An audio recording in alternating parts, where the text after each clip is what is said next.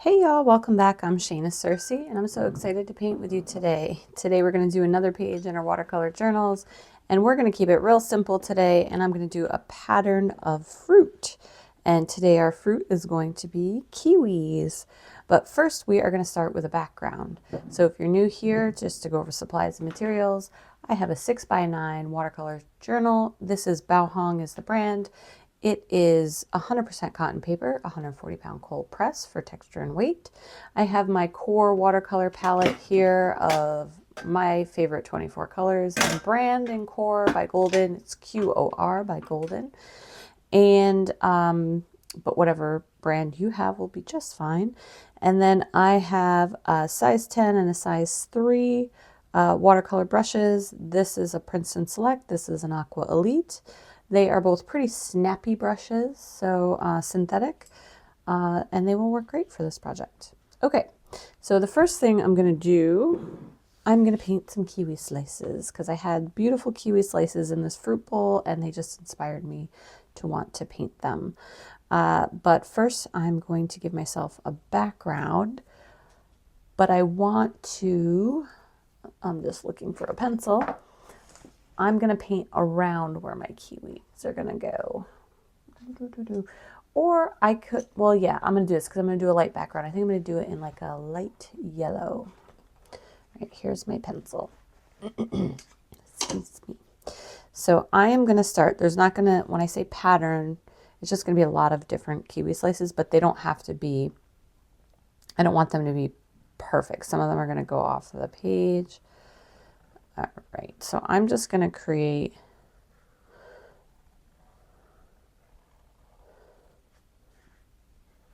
the shapes I'm going to paint around. And some of them are going to go, several of them are going to go off the page.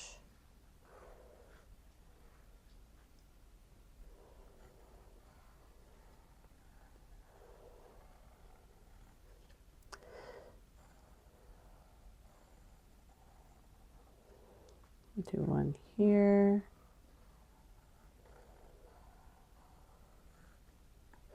Maybe one here, and then one. Maybe the very edge of one right here, and one there. Okay. So I'm going to paint around those shapes with water. And I could do this afterwards, but the background is going to be much lighter than the foreground, than the actual kiwi themselves. So if there's any area that I go over or want to kind of cover up, I can paint over top of it. So I'm going to do the lightest part first and then paint my darker colors. But the center of a kiwi slice is much lighter than the edges. So I didn't want to paint the whole background and then paint the kiwi slice over it because I need my centers to be almost white. I hope that made sense. Kind of just rambling. So I'm just painting with water, slightly tinged water. It almost has like a slight purple tinge to it, which is not necessarily good because I'm going to be painting yellow.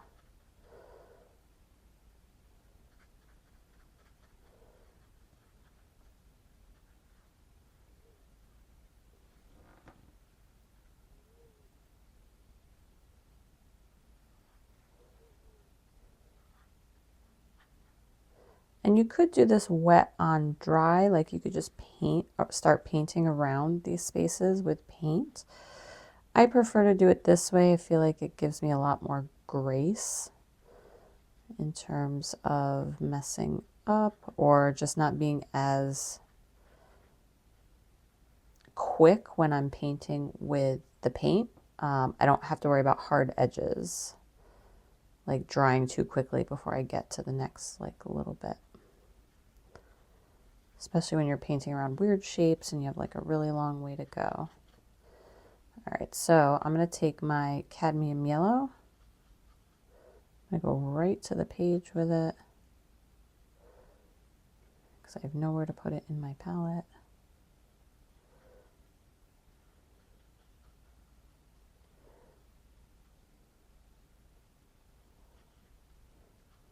I'm just going to work my way across.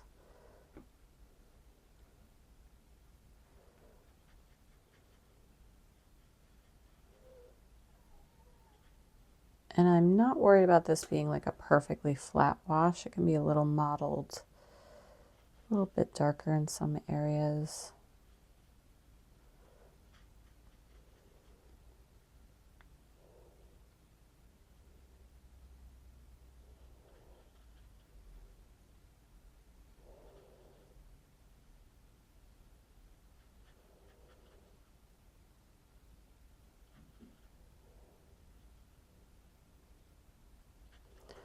And everything dries a little bit lighter in watercolor. Just remember that.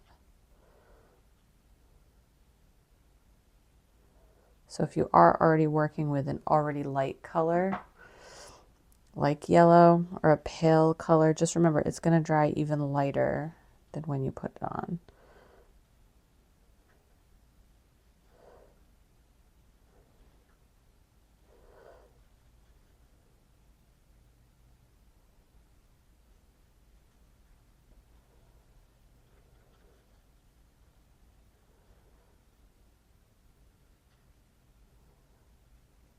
Right up to the edge.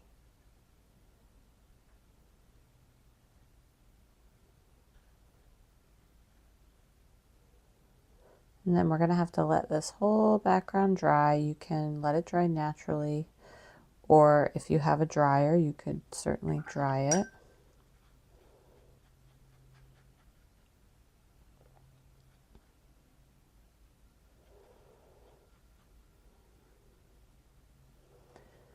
So you can see all my spots for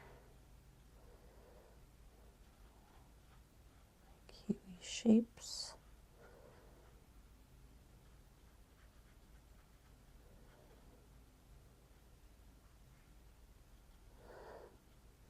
And this is still nice and damp over here. I'm just going to go back over here and put a little bit darker paint on this side. The wonderful thing about cotton paper is it really does stay nice and damp for a long time for you to kind of rework a few areas. There's one like super dark splotch right there.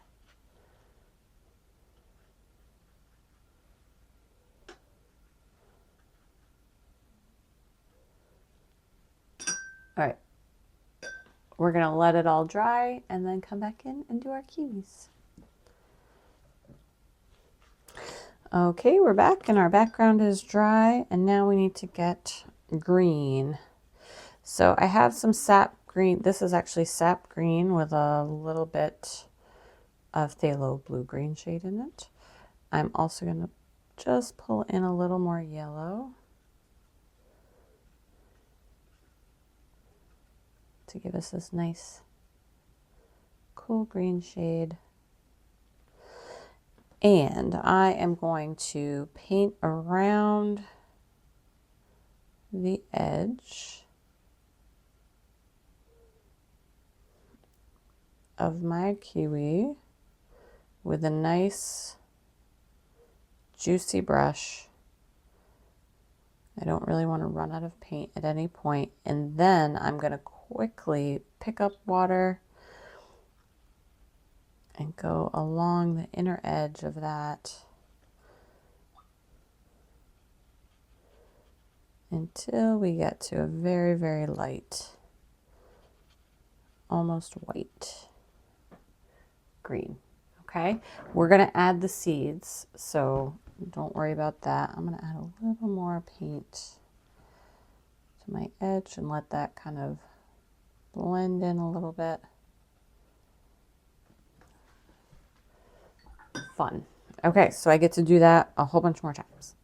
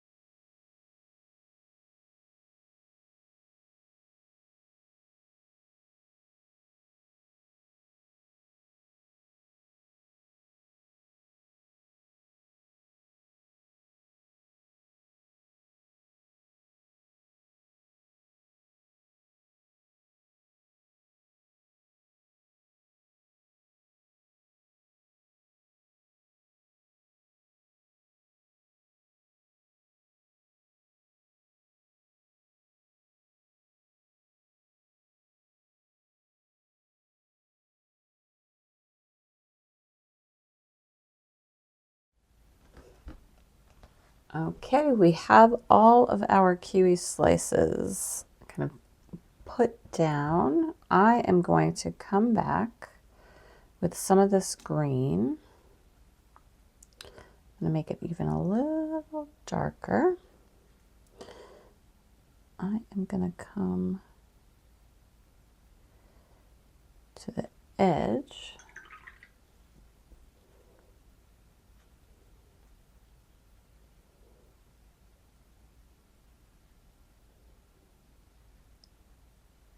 These and make their edges even a little bit darker. But not even on every one, I don't think. Maybe just giving them a little depth. Oh, this brush holds so much water for being so tiny.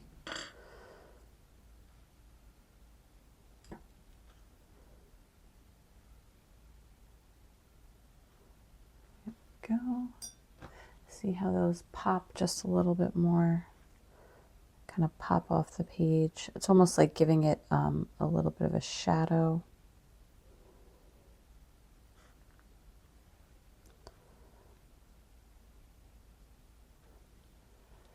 Making it a little more three-dimensional, and then when we add the seeds in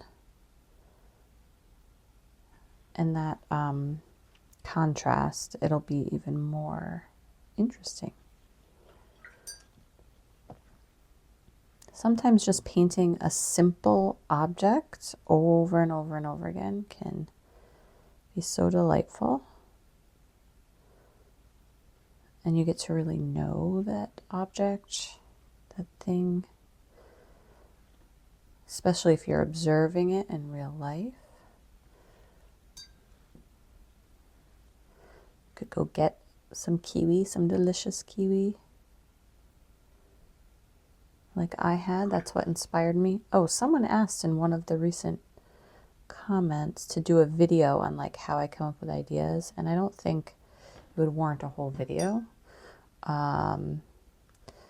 Ideas come from everywhere around you on what to paint, and I get stuck all the time too. Like, what am I inspired to paint today? Like I could sit down and just paint. Oh, there's a cup, there's a door, there's a. Sometimes you're like, oh, that's not very interesting or inspiring to paint. But then, if you keep your eyes open, and as an artist who's always looking for inspiration, you start to find it. You start to see the world a little differently. I think you start to be a little bit more observant. You'll see patterns on things that never would have really, you would see them in the past, but now you really see them. You really look and you wonder about how it was created, why design choices were made. You look at things and say, oh, I don't like the way that color makes me feel, or I love the way that color makes me feel. It just works. So when I say I get ideas from everywhere, I really do. Walking in my neighborhood, going on hikes, I see flowers all over my neighborhood. Eating a fruit salad has inspired me to paint kiwi. Landscapes definitely come from the land around me. And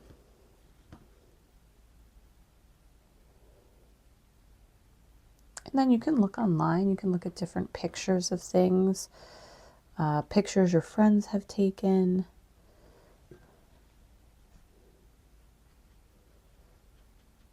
Pictures of places you want to visit or go in the future.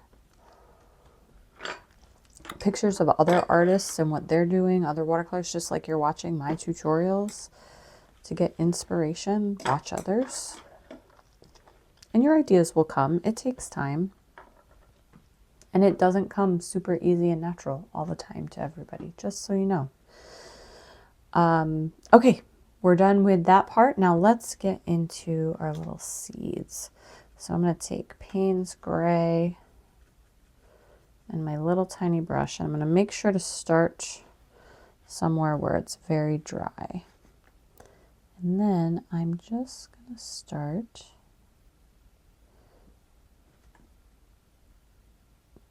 to dab in these little oblong shape dots.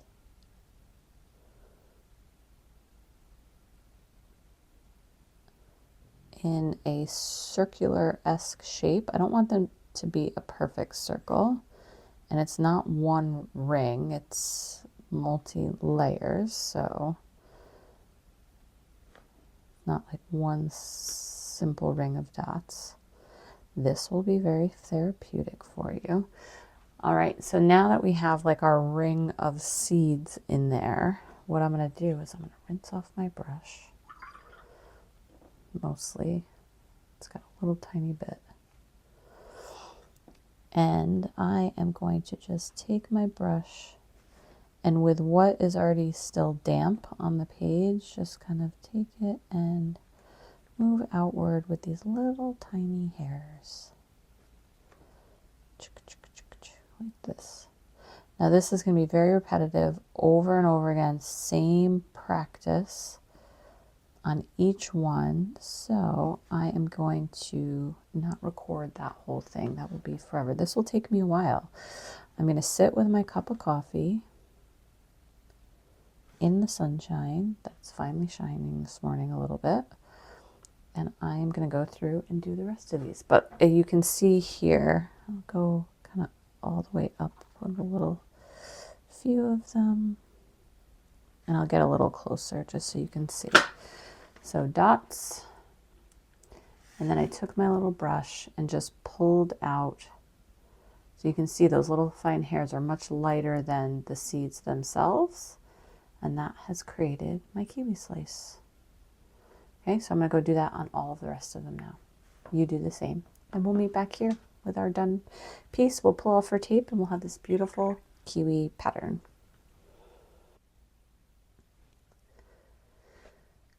All right, we're back and we're all done with all of our fun little kiwi slices. I really enjoyed doing this one. I hope you did too. I hope you took your time, found something relaxing to listen to while you finished off all of your little seeds. Let's take off our tape so we can see.